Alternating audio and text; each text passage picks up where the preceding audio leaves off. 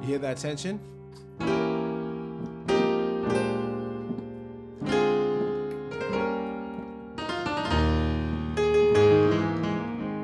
So that is that gospel sauce. All right, that secret sauce in gospel that makes piano playing for gospel so powerful. Stick with me for the next few minutes and I'll show you exactly how to get this signature sound in your left hand. I'm Chris Moses and this is Gospel Progressions University and you're watching Gospel Tritones Left Hand Magic. Let's jump in. Tritones are those dissonant intervals that resolve into that beautiful churchy release we all love. In gospel, your left hand sets the groove. Drop a tritone in there and you instantly add color and tension to your progressions. By the way, if you want a quick chord cheat sheet for these shapes, the link is in the description. Okay, so before we dig too deeply into the really good stuff, let's build a simple tritone.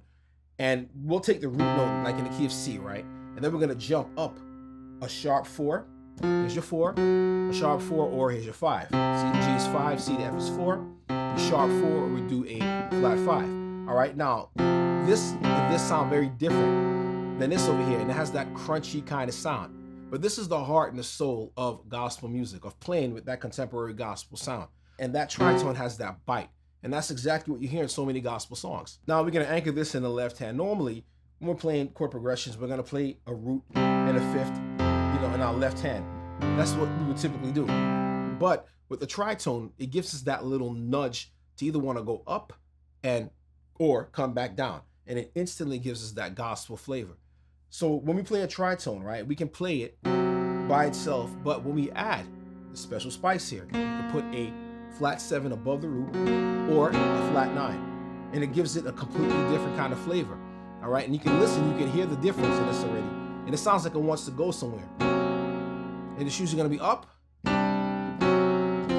come back down. So even with that one extra note, when you're adding that note to the tritone, it can make your chord sound big and bold. Now, if you're digging these tips and you like what I'm doing, go ahead and hit that like button so I know to make more of these videos. Let's see this in action. So like I played at the beginning, right? I'm gonna go over those chords again. So this is the first chord we set up, and we can already tell that there's some, some action going on, some crunchiness. Pay attention to my left hand and notice what it does. So by itself, right? Just the left hand, you can hear there's a harmonic progression there. It wants to go someplace.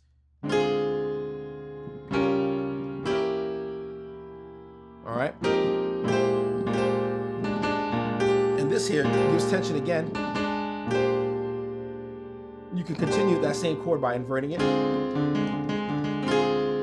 I could actually do this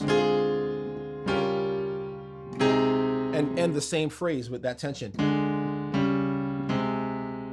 But that's what a tritone does. The point here is that when you're playing your tritones, you usually want to resolve up or resolve down. Not in every case, but in most cases, that's when you'll get the most out of it. Looking at the same idea, tension and release, we'll do the closing of the song Blessed Assurance. So.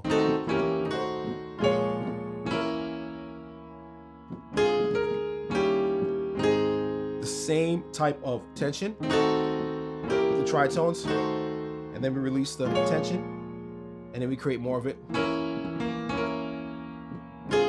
Create it, and then now we're gonna come out of it. And the last part of tension, and it wants to resolve. Remember, tritones are gonna wanna resolve up and down. When you're using them, you wanna create that crunch that you're looking for, and it's gonna be in your left hand. So the tritones necessarily aren't just about the chord shape. It's also about how you play them. So if you're playing something and you're improvising, whatever you're doing, you can be going up and down, all right? And normally it's in half steps. So we can do something like this. Again, I'll play it.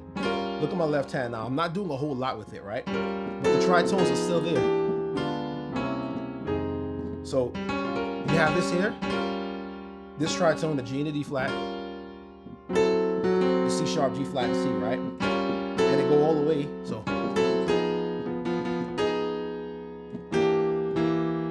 And again, you see it here, and then the resolution is here. Normally when we resolve the chord, the final resolution is not going to be a tritone. We're probably going to be playing a major or a minor chord, but that's the point. The tritones aren't just about the shape. They set up that dissonance that you're looking for, give you that gospel feel, but they also help with rhythm. Playing a praise break, we can actually add the syncopated push to the rhythm. And listen to how the chord sounds. All right, so we're gonna do something in A flat, and if I play the F and B, it's a tritone on my left hand, I'm gonna push the rhythm to here, set it off with a tension, release, tension, release, tension, release. So we do that at the end of a phrase. So it's and 1 and 2 and 3 and 4 and 1, 2 and 3 and 4 and 1 and 2 and 3 and 4 and 1.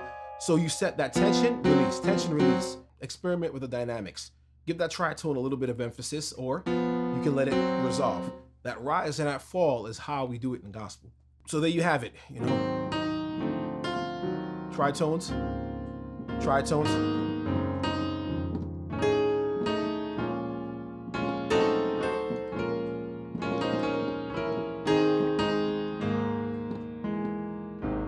Okay, are all about tension and release. Your left hand anchors the groove, all right? And then you add the extensions to the note that brings that depth that you need. Which chord idea blew your mind the most? Let me know in the comment section. Be sure to subscribe if you want more gospel keys breakdowns. And if you want my free cheat sheet on these tritone shapes, you can grab it. The link is in the description. Are you ready for more left hand magic? Check out my video on chord substitutions next. It'll transform your playing. Thanks for watching, and God bless you.